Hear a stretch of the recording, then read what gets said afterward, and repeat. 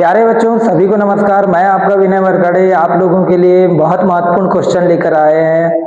तो आप लोग बने रहिए इस वीडियो के साथ और प्रश्नों को हल करते। चलिए आते हैं। पहला प्रश्न है, पादप कार्यकी में अपचयन का मुख्य गुण किसका? अपचयन का मुख्य गुण, अपचयन होना मुख्य गुण क्या है? अपचयन का मुख्य गुण क्या है? अपचयन होता क्यों है ये बताना है हमें। किसमें? पादप कार्यकी में। पादपों में जब अपचयन की अभिक्रिया होती है तो कोई एक तत्व दूसरे तत्व से मिलकर एक नई सी संरचना बनाना, एक नया सा जटिल संरचना बनाना अपचयन कहलाता है। तो हम देखते हैं, पहला है प्रकाश संश्लेषण, दूसरा है रसाकर्षण, वाष्पोत्सर्जन और श्वसन। ठीक है, तो प्रकाश संश्लेषण में ही अपचयन की क्रिया होती है। किसकी क्रिया होती है? अपचयन की क्रिया होती है। अपचयन की क्रिया में CO2 प्लस पानी H2O प्रकाश और क्लोरोफिल की उपस्थिति में जटिल कार्बनिक मतलब C6H12O6 बनाते हैं। ठीक है, और इसी में ऑक्सीजन की उपस्थिति में इसी संरचना या जटिल संरचना में ऑक्सीजन की उपस्थिति में ऊर्जा ATP के रूप में प्राप्त होती है। ऊर्जा काय के रूप में प्राप्त होती है? तो ATP के रूप में प्राप्त होती है। अब है रसाकर्षण पानी का परिवहन, जल का परिवहन कहलाता है रसाकर्षण।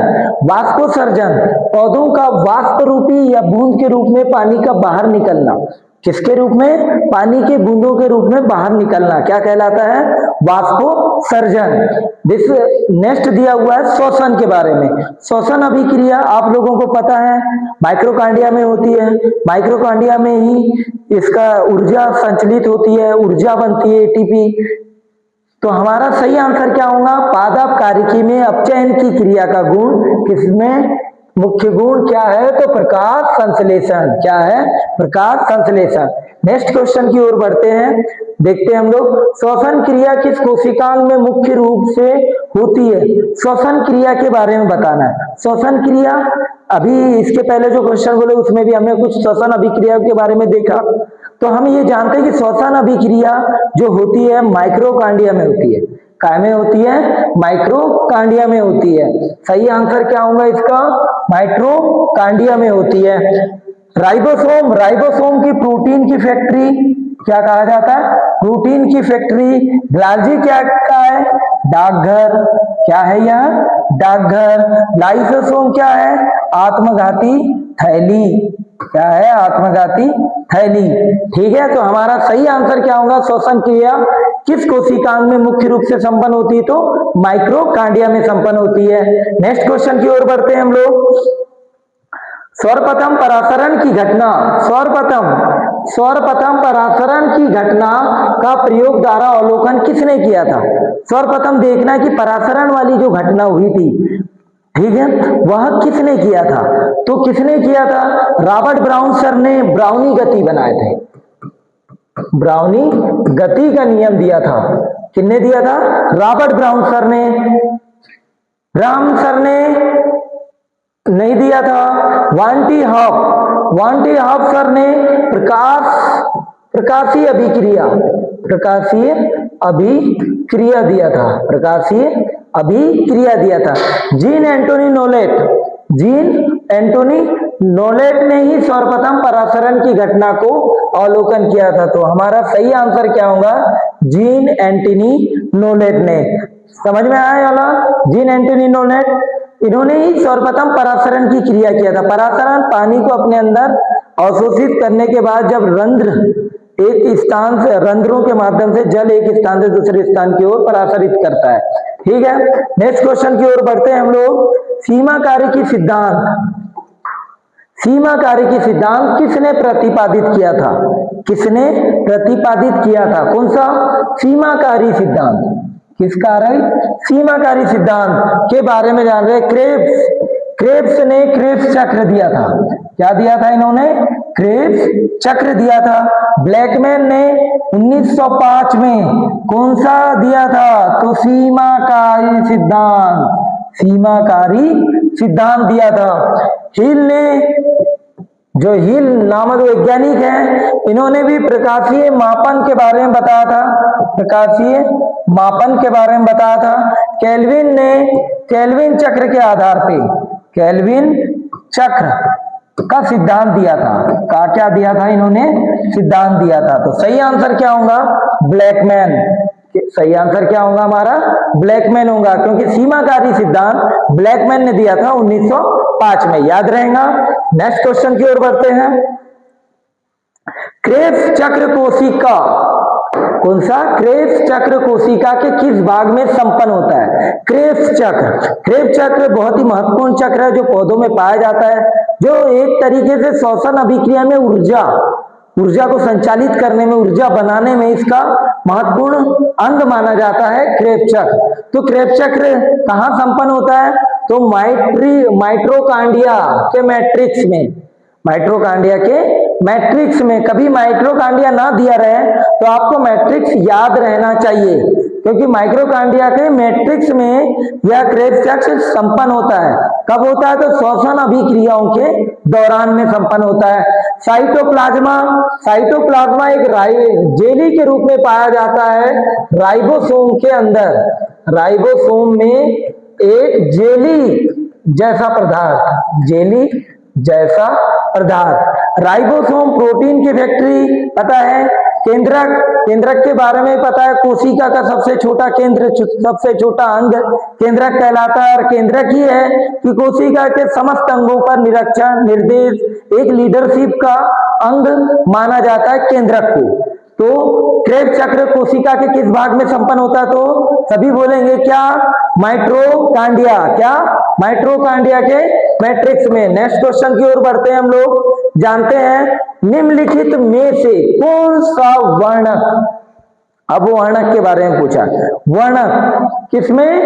जल में घुलनशील होता है। वर्णक क्या होते हैं? वर्णक वो जो फल, पत्तियां, फूलों में एक तरीके से रंग प्रदान करने वाले, उन्हें क्या कहते हैं? हम वर्णक कहते हैं। तो वर्णक जल में घुलनशील, जो जल में घुलनशील हो जाते हैं, ऐसे वर्णक को हमें बताना है। पहला है एंथोसाइनिन, क्लोरोफिल, जेंथोफिल और कैरोटीन। जो एंथोसाइनिन है यह रंग प्रदान करता है लाल, बैगनी, नीला। ये तीन रंगों का वर्णक कहलाता है एंथोसाइनिन। क्लोरोफिल हरा रंग का वर्णक कहलाता है। जेंथ्रोफिल है, यह पीला रंग का वर्णक कहलाता है। और जो कैरोटीन है यह लाल नारंगी रंग का वर्णक कहलाता है। तो हमने जान लिया कि वर्णक हमने पता कर लिया, यह कौन कौन से रंग प्रदान करते हैं यह भी आप लोगों को अब पता चल ही गया होगा। तो हमें पता है एंथोसाइनिन, एंथोसाइनिन क्या होता है? यह जल में घुलनशील होते हैं। काय में घुलनशील होते हैं? जल में घुलनशील होते हैं। क्लोरोफिल, जेंथोफिल और कैरोटीन जो है यह होते हैं वसा में घुलनशील, वसा में घुलनशील वर्णक। वर्णक के बारे में आप लोगों ने जान लिया, तो इसका सही आंसर क्या है? एंथोसाइनिन। नेक्स्ट क्वेश्चन की ओर हम लोग बढ़ते हैं। रंध्रीय नियमन, रंध्रीय नियमन में सन्निहित मुख्य धातु आयन कौन सा है? मुख्य धातु आयन बताना है हमें कौन सा है। कैल्शियम दिया हुआ है, लोहा दिया हुआ है, मैग्नीशियम दिया हुआ है, पोटेशियम दिया हुआ है। तो जो पोटेशियम धातु है, पोटेशियम जो धातु है यह मुख्य रूप से रंध्रीय नियम को संपन्न करता है, एक तरीके से आयनित करता है। कैल्शियम, कैल्शियम क्लोरोफिल वाली अवस्था में, क्लोरोफिल वाले केस में यह महत्वपूर्ण अंग है। ठीक है, तो इसका सही आंसर क्या आ गया? Potassium ion. कौन सा? Potassium ion. अगर रंध्रीय नियमन के बारे में पूछा जाए तो हमें लगाना है पोटेशियम आयन। आगे बढ़ते हैं नेक्स्ट क्वेश्चन की ओर। निम्न में से कौन से पौधे अपने रंध्र रात में खोलते और दिन में बंद कर देते। रंध्रों का खुलना, रंध्र जो हमारे वायुमंडल से अपने ऑक्सीजन लेने के लिए कार्बन डाइऑक्साइड गैस, जल वल सभी की पूर्ति जो रंध्रों के माध्यम से एक माना जाता है, वह उनके खुलने की प्रवृत्ति। मतलब कभी जल ये होता है कि जल अपने अंदर अवशोषित कर लिया जाता है तो रंध्र अपने आप बंद हो जाते। पानी जल को अगर अपने से शरीर से निकालना हो पौधों को तो वह रंध्रों को खोल देते। तो वह केस रात में खुलने और दिन में बंद रहने का केस किस में आता है? तो यहां सही आंसर दिया हुआ है मरुद्री पौधे या मरुस्थली प्रकार के पौधे। जैसे आप लोगों को पता ही होगा नागफनी का पौधा, नागफनी का पौधा, नागफनी का पौधा जो रेगिस्तानों में पाया जाता है, वह पौधे में यह गुण पाया जाता है कि वह रंध्र रात में खुलते हैं और दिन में क्या हो जाते हैं? बंद हो जाते हैं। दिन में क्या हो जाते हैं? बंद हो जाते हैं। किस पौधे में होता है? तो नागफनी वाले पौधे में। याद रहेगा आप लोगों को। लास्ट दिया हुआ है जलोधी पौधे। तो यह पौधे जल में एक तरीके से भरा हुआ, जल का भरा हुआ रहता है। तो ऐसे पौधे यह इनमें दोनों प्रकार के केस आ सकते होंगे, या तो रंध्र खुलने वाले और बंद होने वाले, क्योंकि यह पौधे पूर्णतः जल से भरा हुआ, मतलब जल इन पौधों में भरा हुआ रहता है, जल वाले पौधे। तो इसका सही आंसर आप लोगों को पता चल गया। नेक्स्ट क्वेश्चन की ओर बढ़ते हैं हम लोग। पानी के चारों ओर, पत्ती के चारों ओर कार्बन डाइऑक्साइड की सांद्रता के बढ़ने से रंध्रों पर क्या प्रभाव पड़ता है? पत्ती के चारों ओर, पत्तियों के चारों ओर अगर कार्बन डाइऑक्साइड की सांद्रता अगर बढ़ जाती है तो रंध्रों पर क्या प्रभाव पड़ता है? तो इसका याद रख लीजिएगा कि पूर्णतः बंद हो जाते। रंध्र क्या होते हैं? आंशिक रूप से पूर्णतः क्या हो जाते? बंद हो जाते। क्यों होते हैं? तो कार्बन डाइऑक्साइड गैस की अधिकता के कारण यह रंध्र क्या हो जाते? बंद हो जाते हैं। नेक्स्ट क्वेश्चन की ओर बढ़ते हैं हम लोग। एक बीज पत्रीय पौधे, कौन से पौधे? एक बीज पत्रीय पौधे में रंध्र कहां पाए जाते? तो एक बीज पत्री जो पौधे होते हैं उनकी पत्तियों में रंध्रों का केस बताना है हमें, कहां पाए जाते हैं? केवल ऊपरी सतह पर, दोनों सतहों पर समान रूप से, दोनों सतह मतलब ऊपरी सतह और निचली सतह, पत्तियों के किनारे पर, पत्ती अगर इस रूप से है तो पत्तियों का किनारे वाला भाग केवल निचली सतह पर, केवल निचली सतह पर। तो हमें पता है दोनों सतहों पर समान रूप से, दोनों सतहों पर समान रूप से क्या होता है? रंध्र पाए जाते। क्या पाए जाते? रंध्र पाए जाते। अगर कौन से केस में? एक बीज पत्री पौधे पर। कौन से? एक बीज पत्री पौधे पर। सही आंसर दोनों सतहों पर समान रूप से। नेक्स्ट क्वेश्चन की ओर बढ़ते हैं। डीएनए में यूरेसिल के स्थान पर कौन सा नाइट्रोजन बेस पाया जाता है? डीएनए में यूरेसिल के स्थान पर, अब डीएनए में यूरेसिल के स्थान पर कौन सा बेस पाया जाता है? जबकि आपको यह पता रहना चाहिए कि यूरेसिल पाया किस में जाता है। तो जो ये यूरेसिल होता है यह पाया जाता है आरएनए में, आरएनए में यह यूरेसिल पाया जाता है। तो सही आंसर है थाइमीन।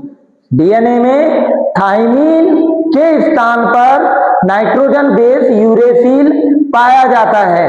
तो सही आंसर क्या है अपना? थाइमीन, क्योंकि ये जो यूरेसिल होता है यह पाया जाता है आरएनए में। किसमें पाया जाता है? आरएनए में। ठीक है, तो नेक्स्ट क्वेश्चन की ओर बढ़ने से पहले हम एक चीज जानना चाहेंगे कि डीएनए में यूरेसिल किस स्थान पर नाइट्रोजन बेस होता है? तो थाइमीन के स्थान पर। ये कुछ महत्वपूर्ण क्वेश्चन थे हमारे द्वारा लाए गए नित्य एग्री एकेडमी के द्वारा। अगर आपको यह वीडियो अच्छा लगे तो लाइक और सब्सक्राइब कीजिएगा। नेक्स्ट वीडियो के साथ बहुत अच्छे क्वेश्चनों के साथ पुनः मुलाकात होगी। धन्यवाद।